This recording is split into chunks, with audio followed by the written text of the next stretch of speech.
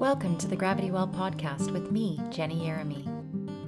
I host the Gravity Well to celebrate and share the stories of people looking to empower others with the knowledge and skills required to reestablish stability in our communities.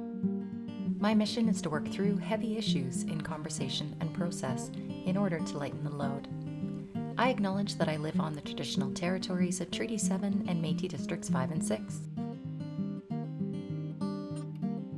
The treaties and self-governance agreements established by Indigenous peoples were created to honor the laws of the land, maintain balance with nature, and give back to uphold reciprocal relationships. This knowledge and intention are what guide the Gravity Well conversations. I ask for genuine dialogue, real hearts, and openness to different perspectives. This is your invitation to find common ground with me. Positions taken by participants, either individually or collectively, do not necessarily represent those of the Gravity Well. This podcast is dedicated to the natural world, our children, nieces, nephews, grandchildren, and all future generations. The Gravity Well is on YouTube and streaming wherever you get your podcasts. If you like what you see and hear, remember to like and subscribe. Welcome to the studio today, Jessica. Her and I met through Kim Bradshaw. So I met Kim through the Revolution in the 21st Century group. I caught something on LinkedIn, got me in a meeting with that group while Roger, I believe, was in jail still. Does that make sense? Yes. Anyway, he connected me with Kim. We had a conversation, and then I started attending some of her lunch and learns that she does virtually.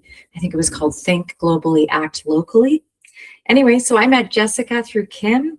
And you were telling me a little bit about Kim's background. Let's start there, and then please start with a proper introduction of yourself. Thank you. Thanks so much, Jenny. So my name is Jessica Chung, and I'm with Council of Canadians. So I'm their water and climate campaigner. I'm rather new to the role. And before that, I was the Line 5 organizer, community organizer with Sierra Club Canada for a couple of years as well. So kind of moving from pipeline activism now into more, they're all often different entry points of the same fight, but now really oriented towards water and climate. Yeah, I live in so-called Guelph, Ontario. I've got 2 little kids who are 6 years old. We just adopted a bunny. We're growing lots of food this year. Yeah, it's a little bit more about me. But yeah, back to Kim. I actually want to tell one story about Kim because she's so amazing. So right before I moved to Guelph a couple years ago, there was, I don't know if you remember it, Jenny, but this was the time when a lot of floods were happening. And so we had parked our car near to the Don Valley kind of expressway downtown in Toronto where we were living at the time. And then when the floods hit, our car was totaled. And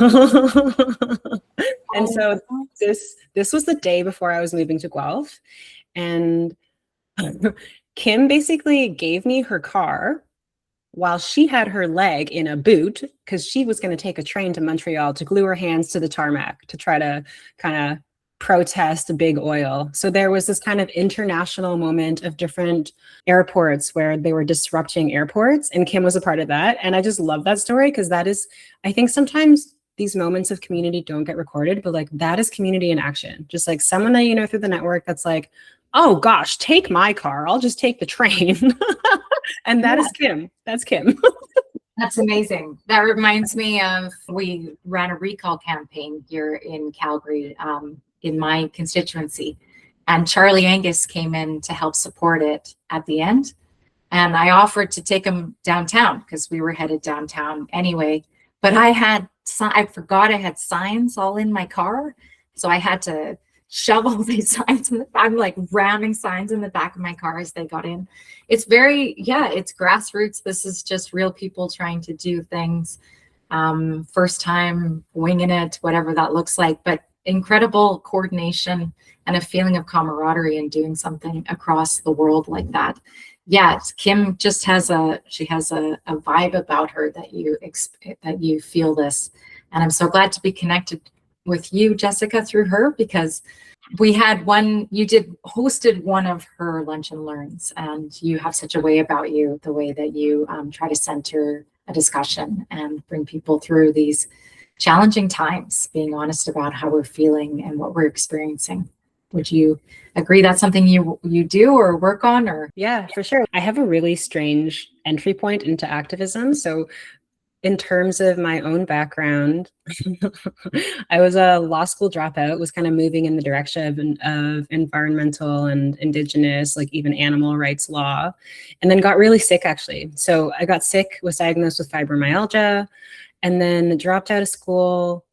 And it was like, how am I going to heal from this? Like I was, like in my 20s, and I was like, this cannot be the end of my story.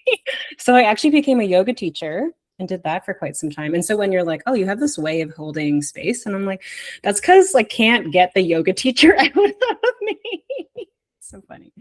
That makes sense. Oh my goodness. Yeah, I've been to yoga classes, which is probably why I'm like, yeah, I get this vibe. It's good. Anyway. Yeah. So today we're going to talk about AI data centers. So I saw a commercial during one of the hockey games recently, this Build Ontario Strong crazy commercial about throwing down pipelines and getting after gas for AI data centers. And I thought, oh my, this isn't just in Alberta. I'd love to get a perspective on what's going on in Ontario from an Ontarian and what somebody I know and have a bit of an understanding of already. So thank you for taking the time to talk to me about this. Turns out you've been busy in this space too. Do you want to maybe start with what you just went to a convention or something regarding AI? Start there maybe? Yeah, so shortly after I was hired on as the water and climate campaigner for Council of Canadians, it was like, oh, like in a month we're putting on this civil society summit on the AI industry. And I was like, oh, cool, what's that? And so what it ended up being was a 2-day summit. So the first day was available open to the public, and we hosted about 270 people, and it was concurrent panels, really looking at the upstream and downstream harms of AI. So very much right now, when you listen about, the airwaves on AI, the industry has a really strong grip hold on the narrative and how to frame this. And so I want to kind of name that it's like, this is in some ways like a battle over how do we understand this moment. And I also want to like circle back to this idea of like through-topia. I'm borrowing that from a friend, Lindsay Vodarek, but I think it's kind of in this moment of like the human race attempting to mature, instead of looking for dystopia or utopia, it's kind of like, how do we move through this? So like she calls it through-topia. I'm not quite sure where she got that term from. But yeah, so the first day was a full day of information, different industries coming together, people listening to each other, panels. So we had one on Indigenous sovereignty, like data sovereignty. There was one, of course, about environmental and kind of those harms. There was gender-based violence and new harms that we're seeing because of AI, labor workforce, the intersection of AI and what's happening with arms and war, even like AI and food, what that means for our food systems. And I'm probably missing a couple more, like corporate accountability, AI in the media and the arts. So it was like people from all over, right? So like everyday people, but also like researchers and policy people and artists and people in media, all in kind of the same building for the day. And it was really, really special. And then day 2 was kind of like whoever is either part of an institution or an organization that is interested in kind of like, okay, well, what now? Like now that we have some sort of clarity on what's happening, what do we do about that information? And I want to like kind of, I guess, like frame it very quickly that it's like the conference or the summit really was not about like, oh, is it bad that AI is separating my junk mail for me? We're like, oh, am I like immoral because, like somebody sent me this crazy long email thread and I'm asking it to summarize what's going on? So it really wasn't about calling people out about that. Of course, like when we use AI, there is a material cost that happens to the environment. We know this. And at the same time, the kind of like target and framework we were really looking for was that AI is now the front person. I won't say front man, but front person for the oil and gas industry, So now it's like the way that we justify that we need oil and gas because of AI, because we're in this kind of now nationalist race to compete against China and the US, all these ideas that are kind of really being forced down people's throats, And so, yeah. So it's not about, oh, should I use AI? It's really about like, hey, like Empire is now co-opting AI. And it's like AI is like just like any other tool. And it's like, is a hammer good or bad? Is a screwdriver good or bad? It's like, it really depends what you do with it. And so, and who has it? You know, who has power to it? What are they allowed to do? Are there rules around how they use this tool? And so that is kind of the orientation we really want to bring to this conversation, rather than being like, who is the most moral person here? So I wanted to name that. Yeah.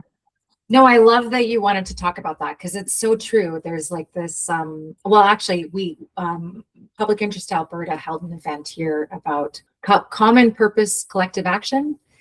And in it, I wanted to talk about using AI as a means to help organize towards a water-centered economy.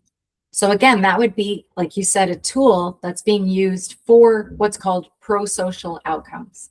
So as long as you're wielding that tool in the correct way, like it's for public good, it will not use as much energy as possible.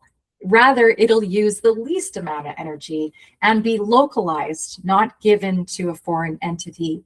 And I think what's you mentioned when you talked about this event, and wow, I'd love to know if it's available online, any parts of it, to share it with our audience here. But just understanding how many different industries were involved in this, and that it's talking about labor, it's talking about professionalism, it's talking about arms and energy waste and our food systems, and competing for water, fresh water. And also the big thing you said, which is so important to me as somebody who was a professional in the oil and gas industry, is it's a total and complete giving up on international law, on corporate accountability, on ensuring that there is an economy that is aligned with the ecology. This will lead to collapse in so many areas, and we're seeing it come up already in places like Texas and Louisiana, where they're seeing water contamination and freshwater complete collapse. So we know where this is headed. We know what needs to happen, and AI at the expense of our environment for the sake of oil and gas profitability and environmental harm knowingly is just so wrong. And so glad that there are people like you working towards and learning about a way for us to push back. I was just saying, I saw today there's a website called AIresistlist.org. So neither of us have had a chance to look at it yet, but I have just peeked at it today. It's about facing, the narratives we're facing that Jessica just mentioned. And yeah, so let's talk a little bit about what's stopping us from working together. So you mentioned what was coming out of this event you just held was an idea to have a Canada-wide coalition building effort. Is that right, Jessica? Yeah, like a cross-industry civil society, really, because it's like right now, if the narrative is completely claimed by tech bros, and the tech bros have somehow co-opted the ears of our politicians, it's like, well, where is civil society and the people in this conversation? And like, at what point does it matter what we want and whether we have any claim to this? So the attempt is really to kind of invite everyday people into this conversation. And I think really remarkably, like when we look at climate organizing, oftentimes like, and this is by no means to say like talk badly about this generation, but sometimes the younger generation, it's like, it's hard to get them in because it's like, well, I mean, there's so many barriers for young people already, but it's like, this is one where it's like when you talk about resistance to AI data centers, like they have been at the forefront of it. And because they are so adept at using tools, online tools and digital technology that we're all familiar with at this point, it's been incredible that like even with the existing kind of windows where public input is available, even if it's like, oh, we've got like 10 days and we just found out about it, it's like these youth organizers are able to get the word out so quickly. It's really interesting to see what's possible with this kind of intergenerational way of organizing.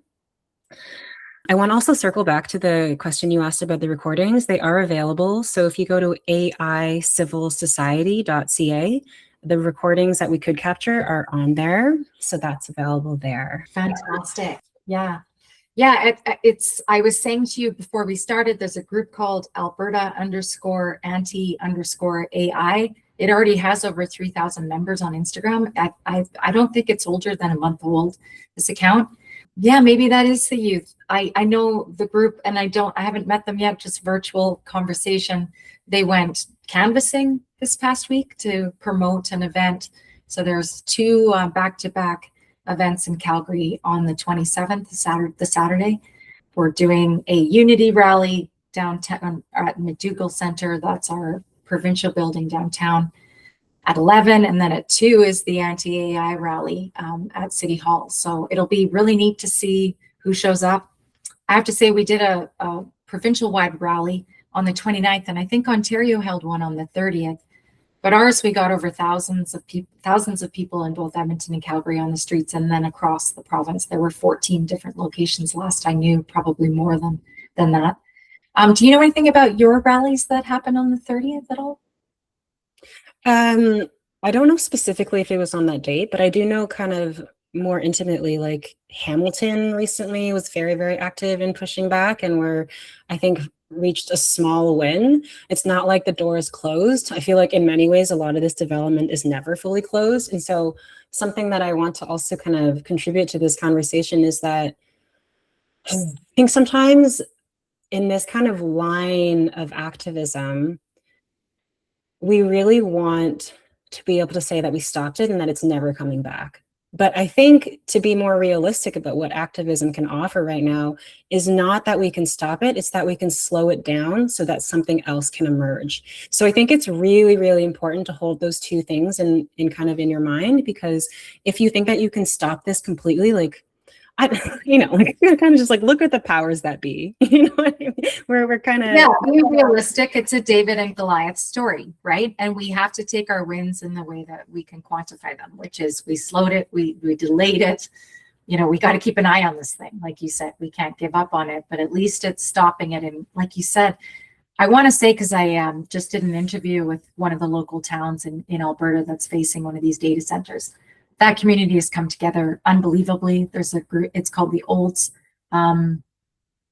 Transparency Project, and they're just building this community engagement on Facebook and in person from their basements or from their kitchen tables, whatever, building this amazing alliance of people. Over 1,100 people submitted a statement of concern to stop their data center. And it's 1.4 gigawatts is the one that's really being pushed. And that's like adding 1.4 million homes in terms of energy consumption. And as you say, it's this lack of accountability because it's not even the full scope of what is happening, because there has to be the extraction of the natural gas that will provide that power. And those numbers aren't being included when they talk about the annual water consumption and talk about the supposed recycling of water. Yes, of course, maybe for the facility itself, but certainly not for the fracking. That water is gone forever. So yeah, there's a lot that's not being kept in there. Anything you want to say about what you're seeing locally? I know I'll just finish with Grand Prairie has been tremendous as well. I'm not quite as tied into that group yet because they're so far north of me, but pushback there. So, and there's more popping up. Like there's two outside of Calgary. I know there's a group fighting that already. And just some coordination happening amongst us just naturally in this way. Like, how did you deal with this? How do I use this in my own community? And just sharing of resources like this website just came from that way. Anything you want to add about the local picture that you're seeing, Jessica?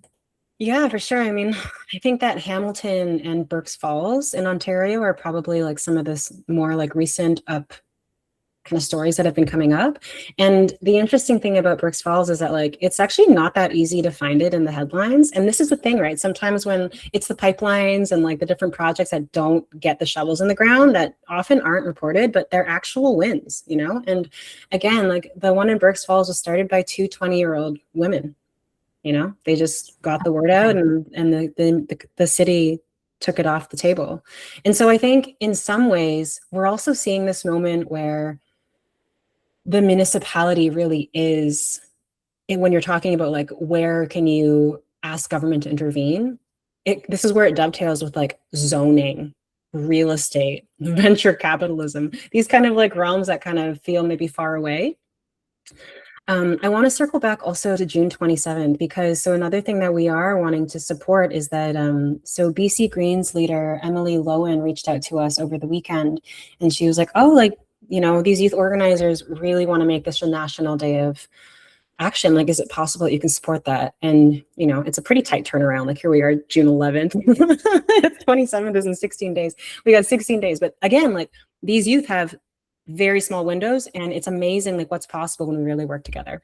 And so we are in the efforts of creating a toolkit that can be decentralized, that really focuses on the Canadian landscape, so-called Canadian landscape, I should say, because I think that, you know, there are toolkits from AI now, and I think Little Sis in the United States, but these are really kind of catered towards an American landscape. And not that we are completely different, but we have some like distinctions that are important.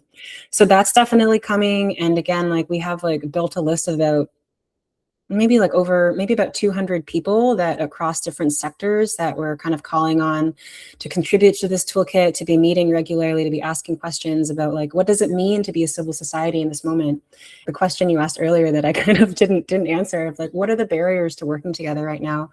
And I think there's a real opportunity right now because in many ways, AI is a threat to like the entire spectrum. Like wherever you fall on the political spectrum, like what we are seeing, I think, is that like left, right, up, down, it's like people are like, we did not say yes to this. And, you know, Carney's most recent AI strategy, AI for all, is kind of interesting because it kind of is basically said like, our strategy is to make sure you adopt it. Like, okay. Yeah.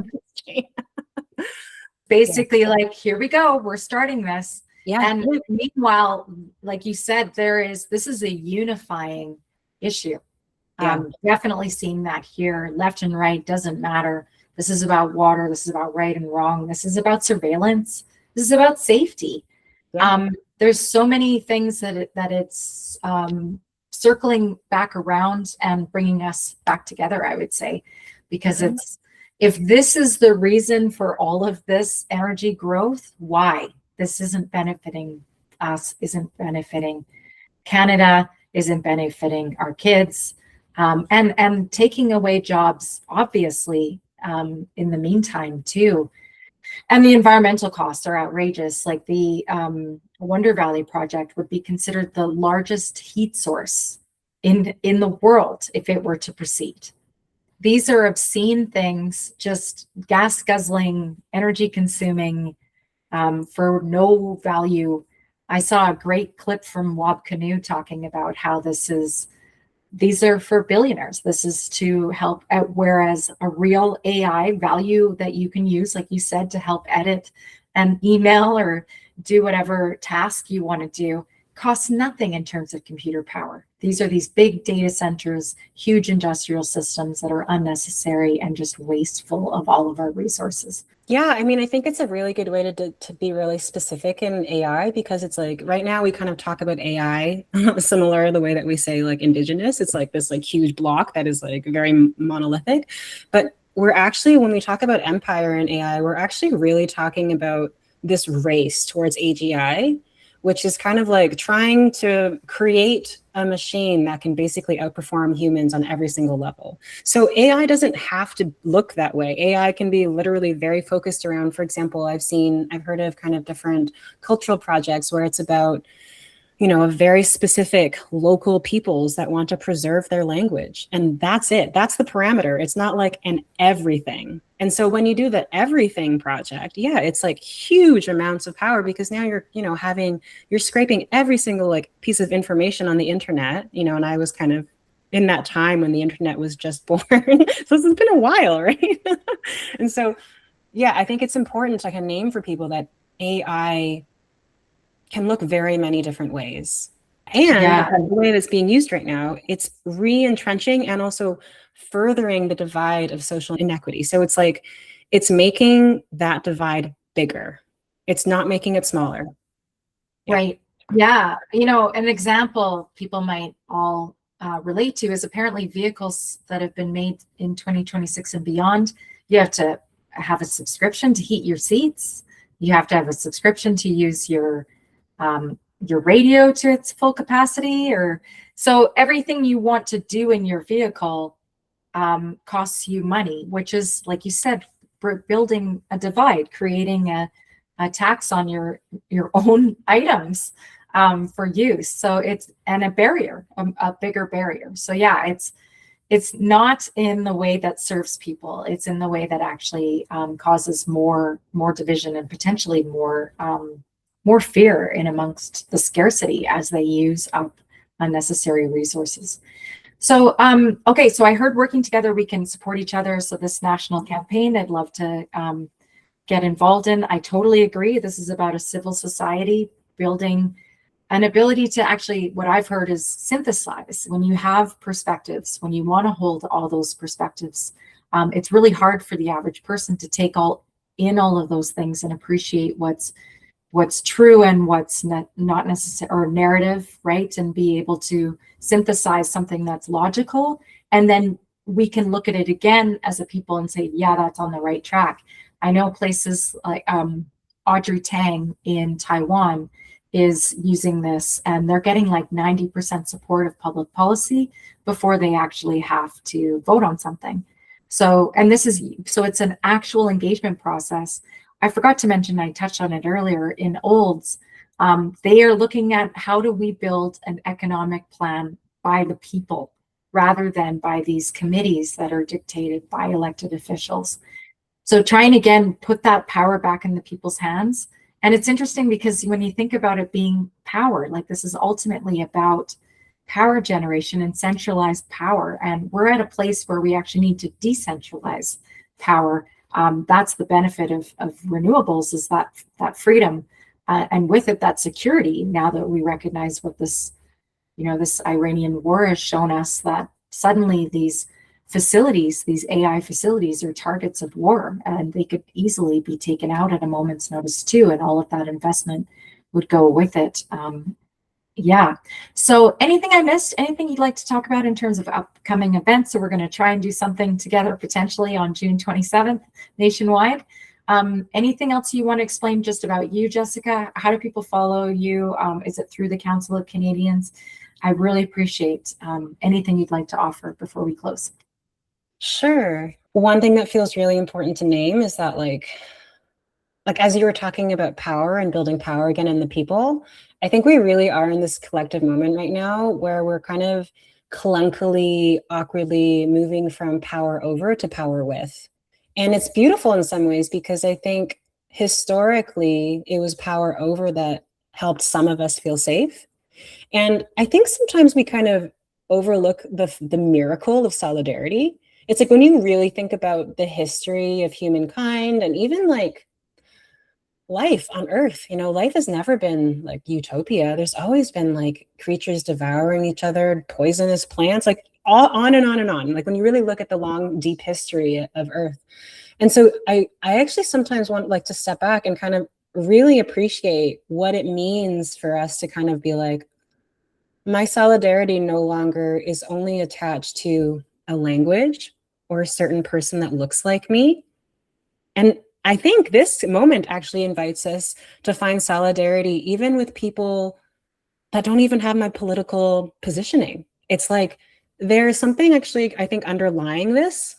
There's both. So there's both like the very like toxic what's happening underneath in our kind of deeper collective psyche. And then there's also like this beautiful miracle that we could care about other people that we don't even know. And I mean, Gaza is a really good example of that. Like how much people care about what's happening there. Like, I think there's a miracle in that in many, many ways. And so I want to kind of like really bring that idea to the fore, that in many ways at this moment, out of necessity, out of survival, I think in many times it's kind of calling us into being in a different way together.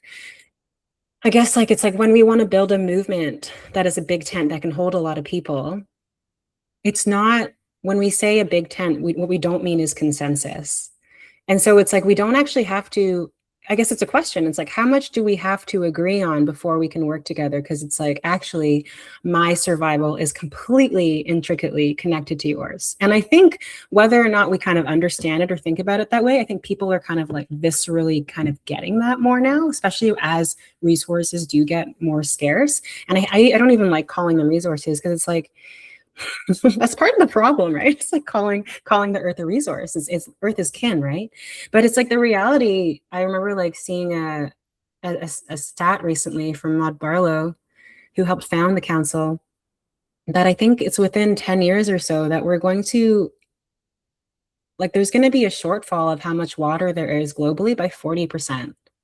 That's a huge gap. That is a huge gap. And so we really have to think about what that's going to mean as the billionaires continue to extract not just quote unquote resources, but also power, and also like the final amounts of kind of what makes a viable possible life here on Earth. Like we really, really have to like let that land and think about what does it mean to be alive, keeping that in creative tension. Like what now? Like what does that mean for me? And to keep in mind that everybody belongs in this movement. Like in the States, a lot of the AI data center fights are like started by literally everyday people, barbers, you know, teenagers, like, you know, like 18-year-old, 20-year-olds. That it's incredible. Really. It's like a moment where it's like, it's not even about thinking outside the box. It's like the box has crumbled. Like, who do you want to be?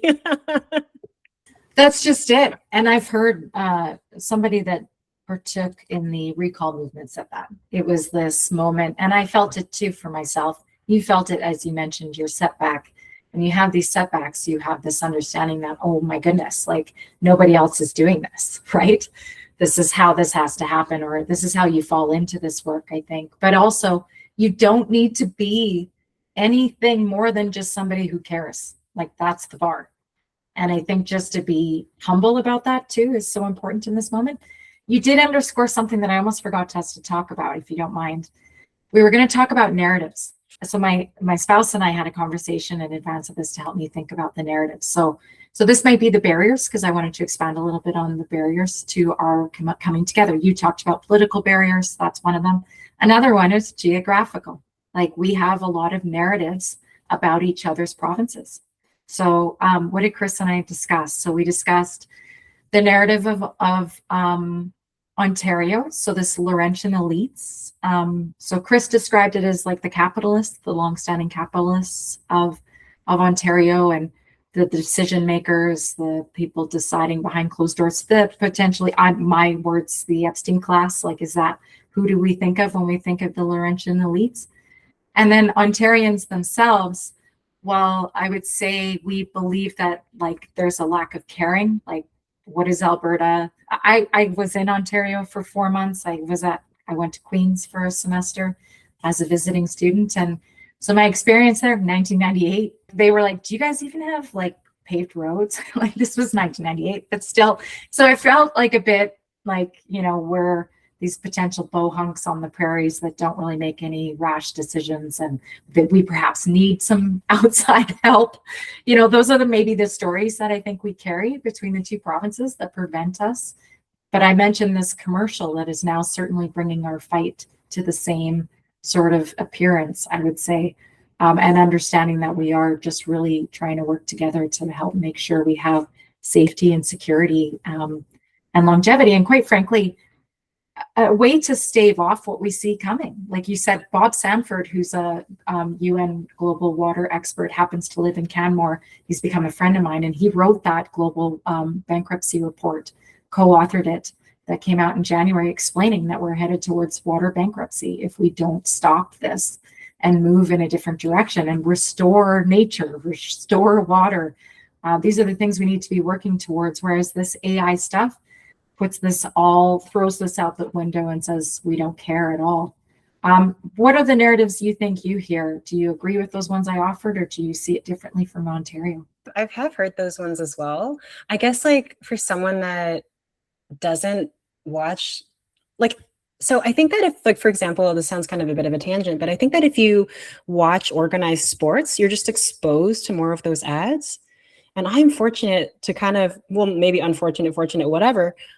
I don't actually watch any of that stuff. So I actually feel quite unplugged. And my experience of people from different provinces is very relational. It's very much like, oh, I worked with this person. And then I kind of like, you know, in my human way will be kind of like, I guess everybody is like this. So I personally don't feel that, but like for sure. There's kind of like, especially with the separatist movement going on right now, I think there's a lot in the field of kind of like judging and assuming that like everybody is a certain way. But at the same time, like the news at least maybe more in social media. So like on the official news, we'll hear one thing. And then depending on like what your algorithm is feeding you, you'll see another thing as to kind of the different resistances that are coming back. Yeah, I think you were mentioning because you get to see the activist world in Alberta, you feel quite similar to everybody you've met here, right? So like you said, that relational piece has really dominated your story between our provinces. Is that fair? I think that's everything, honestly, in this moment. I think that is everything, because it's like the powers that be would love to tell you what to think and for that to determine all of your behavior so that it's easy for you to be controllable, honestly. You know, I just this morning, against better judgment, the first thing I read about was kind of like how undergraduate first year students, teachers, like the professors are finding that their students currently cannot actually get through like a full paper. Like they've just, you know, like social media has completely changed our brains and our capacity for tracking arguments and ways of thinking all the way to the end. And so it's like, what do you think that does for future generations, that if you want them to be reading through an entire bill, if you want them to be, and, you know, so it's like, these things are really, really important. And I don't actually think that some sort of really amazing argument is going to be the thing that stops it. I think it literally is going to be like hundreds and thousands of people like working on relationships, building community, so that as things, and you know, like crisis doesn't hit everybody kind of equally, right? But like as things get more challenging in different areas, and you know, in the global south, they said it's always been like that. It's not like it's coming, it's like it's been here forever, right? So it really depends where you are on the planet when we're talking about crisis. But as that happens, it's like, will you find ways to kind of work together, or will you kind of succumb to that divide and conquer? And they're relying on us to be in that ladder, right? That it's like, if we can't see our neighbors as people that we can be together with, then they've won. So I really do, it sounds like so cliche, but it really, really, really is about kind of like, can we stretch our capacity to see one another in a way that is fresh, is not conditioned, is not kind of like dictated to us. And that's not an easy ask, considering, really. No, you're right, especially as things get more and more challenging. But I want to point to something which is both, you know, as you mentioned, horrifying, but also promising, is how the people in Gaza responded. You know, they did not turn on each other. They stayed together. They have stayed together. You know what I mean? So there is, and in the most atrocious of circumstances. So of course, want that to be a lesson for us so that we don't have to see more of that happening like it is expanding in Lebanon right now. And grateful for the resistance forces, like you said, that are emerging to stop these traditional powers. I love your comments about how we're moving from a system of power over to a power with. I heard a representative from the Chinese government say, it's an inevitability of peace. We are headed towards an inevitability of peace. And I think that's just such a beautiful way to think about this moment and the choice that we have. And really, like you said, how easy it is to just come together as people and say no, and how much there is to come from that sort of returns us to a place of discovery together, if you will, if we can just stop the system from getting worse, if you will. To be able to stop it will be something that is quite remarkable accomplishment. And I can see it forming. I'm so grateful to know that you guys are in the same place. I can't wait to check out some of this material from your event. Any final thoughts? Thank you so much for your time today. I feel like a lot of activism is actually such like a deeply personal, intimate moment. So if I can give an example, it's like when we start to get reactive about something, and it can be about the news, and often it's actually, let's say we hear a narrative that is like very flattening of a certain province, of a certain type of person. And like, I think it takes a real moment of maturity to be like, oh, like I'm buying into this. And so it's like a real interesting question to be like, who gains if I bought this narrative? And what are they trying to have me do? Like those little micro moments where it's not the TV telling you to do that. Like this way of being with ourselves, like building that habit into reflecting as to like, oh, what is this? You know, like noticing that, I think is probably one of the most like quiet hard to track. Maybe in some ways, like Nora Bateson would call it part of the warm data, but it's like, in some ways I think of it as like life finding its own intelligence. It's not going to be from the TV. It's not going to be from your phone. I shouldn't say that. Like there are some really, really great educational posts on social media right now, but I don't want to I want to just like not underplay the importance of that own personal practice of like, what does it mean for you to be an activist in this moment? It's not just about how you show up like in community. It's also those like quiet moments when you're reading something and you're scrolling and you're like, oh, that makes me really angry. And it's like, oh, is that anger fabricated? Or is this like what is this? Just like being a little bit more slow with ourselves even before we take action and assume something. Like, I think this is actually like some of the deeper work that needs to be done. Could not agree more. I love, I just had a fabulous conversation with 4 faith leaders. So speaking of opposition, there were over 200 faith leaders who opposed a church breakfast that the premier and other MLAs hosted with one Christian faction. And just listening to them talk about having a spiritual practice, you helped me think about just building that space. If you can recognize yourself seeing that, like, who's asking this? Where's it coming from? Is this really for me or for them? And who's them? Just taking those micro moments, I think, are just massive wins. And I think they're happening more and more now that you say it, name it like that. Thank you. My pleasure. Thanks so much for having me. It was such a treat. Excellent. Thank you, Jessica. Super appreciate this. Take care for now. Yeah, you too.